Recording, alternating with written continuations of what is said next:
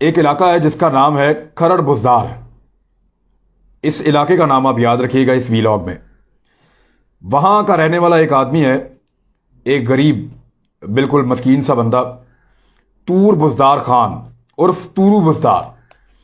ये बंदा जो है पहले कंडक्टर हुआ करता था, एक बस चलती थी डीजी खान से लेकर खरड़ बुजदार तक, ये जो गाड़ी चलती थी इसका ये कंडक्टर हुआ करता था, बड़ा लंबा अरसा ये रहा।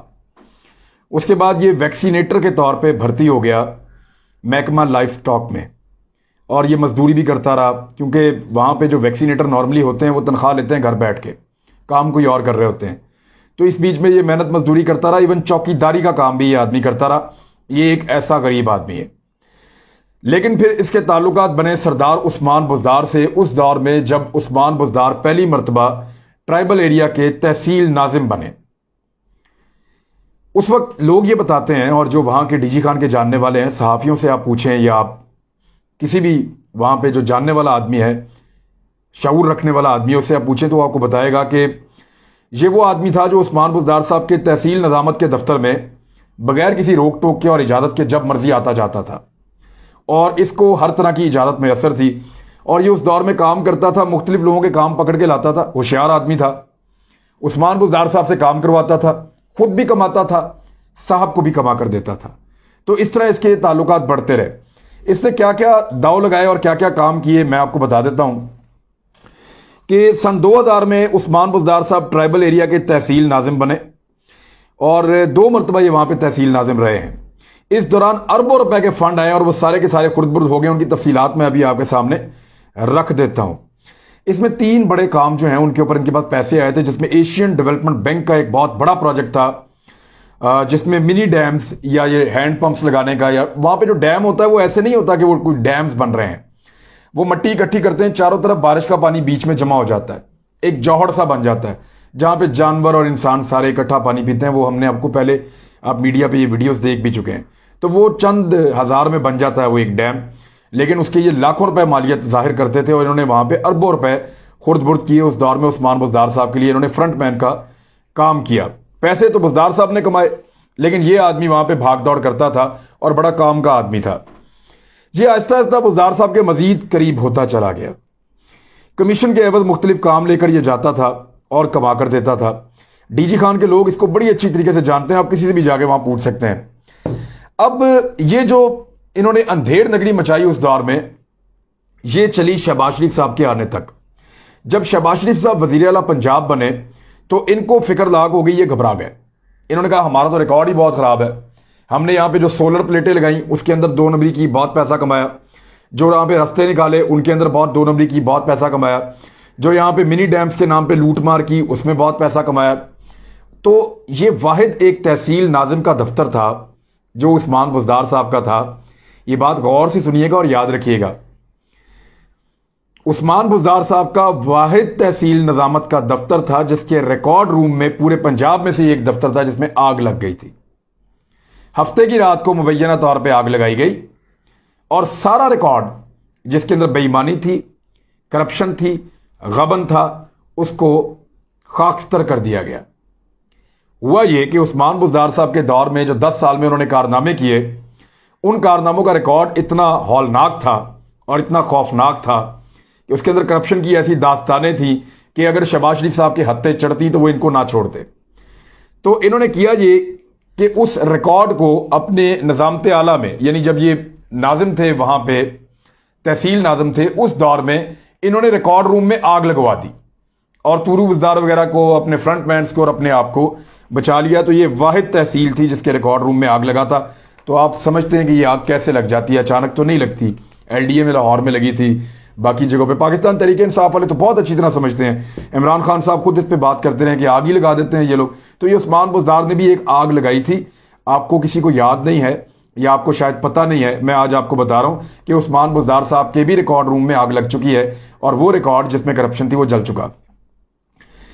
तहसील निजामत का दौर इनका खत्म हुआ, उस्मान बुजदार साहब नून लीग में शामिल हो गए और फिर एक नया प्रोजेक्ट आया, शहबाज शरीफ साहब ने दिया, वो था ट्राइबल एरिया डेवलपमेंट प्रोजेक्ट। उसमें ताहिर खुर्शीद नामी ब्यूरोक्रेट, मैं पहले आपको बता चुका हूं, उसने उस्मान बुजदार साहब के साथ मिलकर एक नया रोमांस उनका शुरू हुआ और फिर एक नई कमाइयां शुरू हुई, अरबों रुपए यहां पे भी खुर्द-बुर्द हो गए।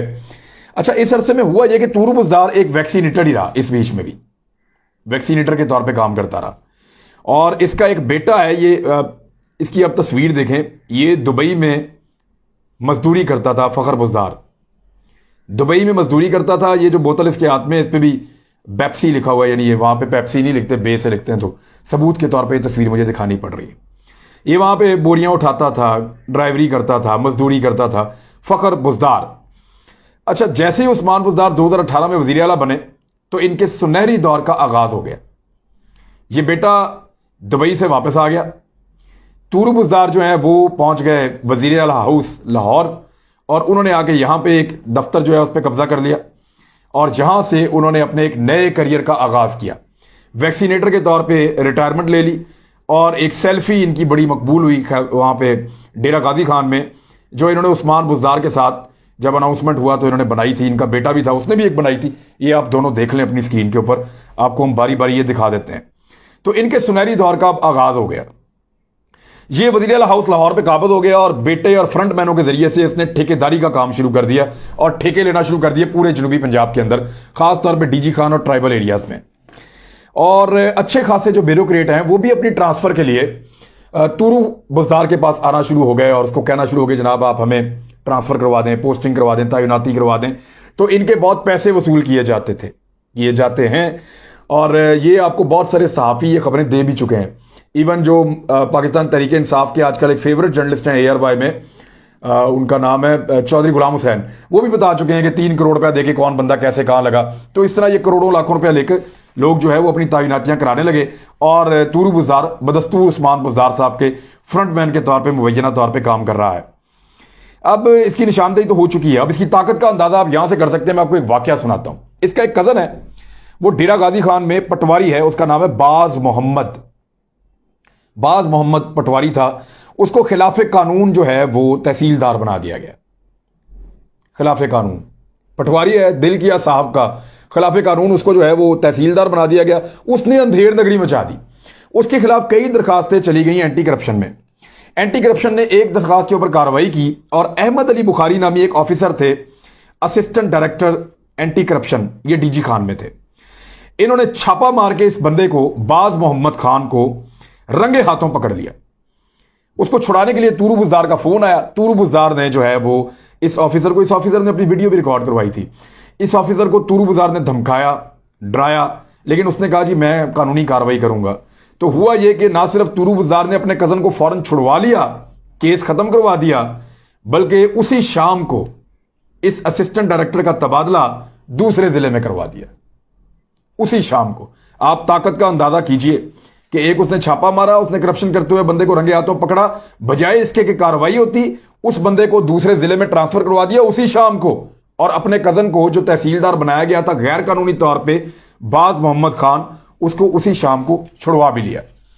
अब ज्यादातर जो इस वक्त खरड़ बुज़दार के इलाके की मुलाजमतें हैं, ये भी बड़े मजे की बात है, सरकारी मुलाजमतें, चाहे वो टीचर है, वैक्सीनेटर है, महकमा लाइफ स्टॉक में है, महकमा जंगलात है, कुछ भी है, वो सारी की सारी तूरू बुज़दार के पास हैं।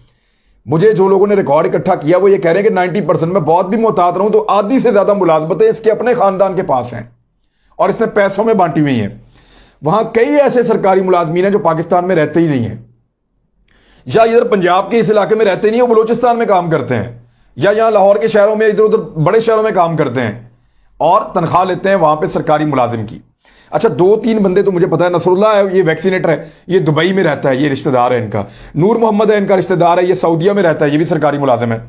तो इस तरह कोई 10-12 तो इनके अपने खानदान के लोग हैं जो सरकारी मुलाजिम है और बैरून मुल्क रहते हैं, और दर्जनों ऐसे और लोग हैं। तो ये इस तरह से ये काम कर रहे हैं तूरू बुज़दार साहब बतौर फ्रंटमैन, मुबैना तौर पर उस्मान बुज़दार साहब के।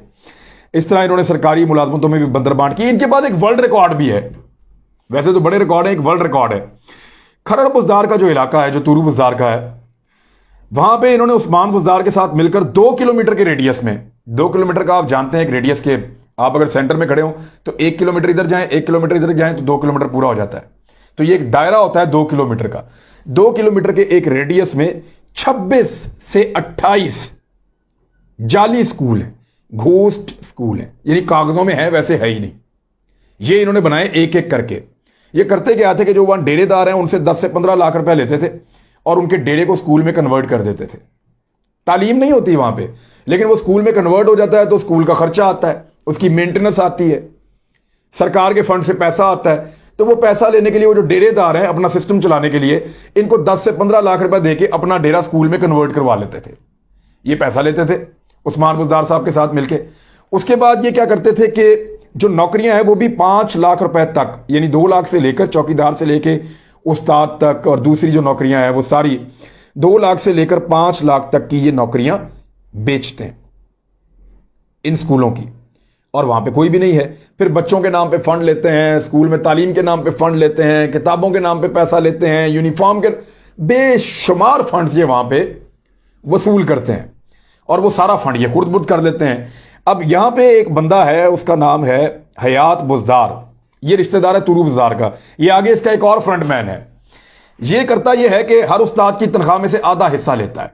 उस्ताद कहीं भी है, वो अपना कोई और कारोबार या काम कर रहा है, तो जब वो पैसे वसूल करता है, जो सरकारी तनख्वाह आती है, तो खामोश रहने के लिए और बंदर बांट करने के लिए वो आधी तनख्वाह जो है वो इनको दे देता है, जो इनको हर महीने इसका हिस्सा मिलता है।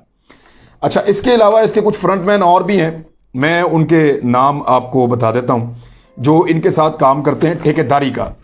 इसमें जुल्फ़िकार लगारी है, एक इकबाल लगारी है, ये दोनों भाई हैं, और इनका मामू है अकबर लगारी।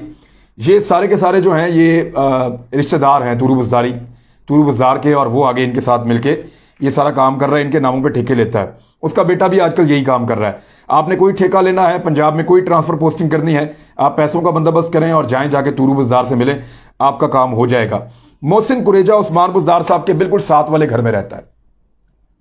ये दीवार है, ये उस्मान बुज़दार साहब का घर है, ये मोहसिन कुरेजा का घर है। उसने भी ठेका ले लिया है लगभग 25 करोड़ पैसे जायद का, और जो वो काम कर रहा है वो काम वहां पे सहाफ़ी कह रहे हैं कि बिल्कुल 2 टके का काम है।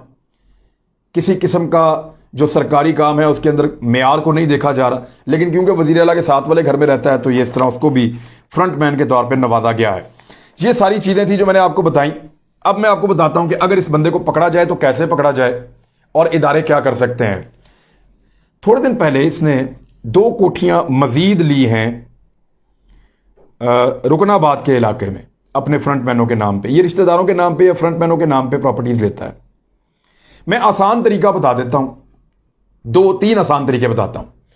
एंटी करप्शन वालों को, नैब वालों को अगर चाहें, या हुकूमत को अगर वो चाहें इसकी करप्शन पकड़ना तो पकड़ सकते हैं। उस्मान बुज़दार ने तो नहीं पकड़नी।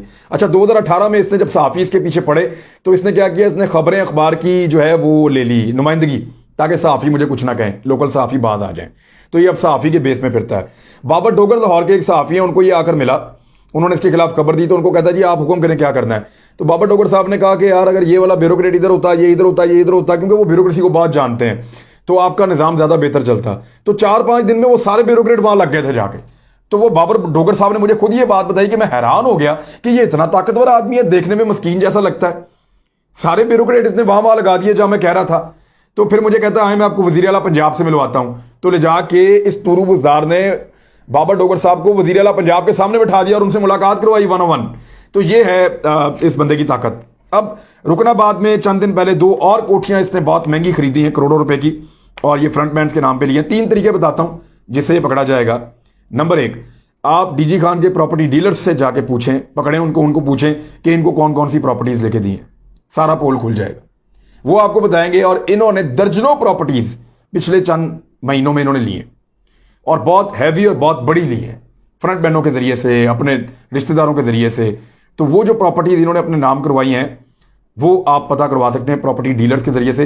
अरबों रुपए का आपको मामला सामने आ जाएगा। दूसरा तरीका, आप डीजी खान में पिछले 2 साल में होने वाले तमाम बड़े सौदों का रिकॉर्ड निकाल लें, तमाम बड़ी प्रॉपर्टीज जो ट्रांसफर हुई उनका आप रिकॉर्ड निकाल लें, वो खुरा जाके इनके घर पे ही निकलेगा। आप चेक कर लें, आप देखें अगर किसी एक गरीब जैसा आदमी है, मस्कीन जैसा आदमी है, उसके पास घर में खाने के लिए नहीं है और उसके नाम पे 5 से 10 करोड़ की प्रॉपर्टी है, तो आपको पता चल जाएगा ये किसकी है। वो खुद आपको बताएगा जब आप पकड़ेंगे। तो ये पापड़ वालों वाला काम हो रहा है। ये वही काम हो रहा है कि पापड़ वाला, रेडी वाला, जिस तरह उनसे निकलते थे इसी तरह इनसे भी निकल रहे हैं। तो आपको सिर्फ पकड़ने पड़ेंगे, इन बंदों को देखना पड़ेगा। या तो आप बड़े बड़े सौदे देख लें या प्रॉपर्टी डीलर्स को पकड़ लें। और तीसरा, आप डीजी खान के जो ईमानदार सहाफ़ी हैं उनके पास जाएं, उनको बुलवाएं, उनसे पूछें, वो आपको बताएंगे ऑफ द रिकॉर्ड सारी कहानी कि इन्होंने कहां कहां पे कैसे कैसे कितना कितना माल बनाया है। तूरू बाजार के ऊपर तो मैं 10 कहानियां कर सकता हूं, इतनी मेरे पास डिटेल इंफॉर्मेशन।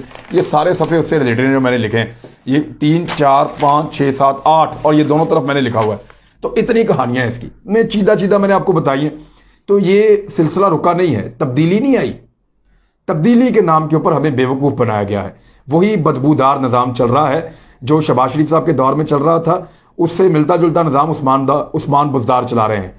तो इमरान खान साहब को आंखें खोलनी चाहिए, देखना चाहिए कि उनके नाक के नीचे एक आदमी जिसको आप समझते थे कि वो एक महरूम इलाके से आया है, उसने जानबूझकर ये महरूमी वहां फैलाई रखी है।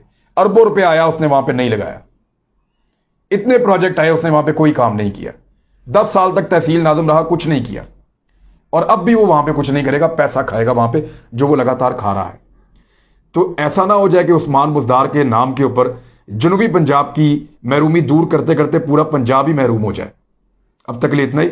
अपना भी ख्याल रखिएगा, हमारे चैनल का भी। अल्लाह हाफ़िज़।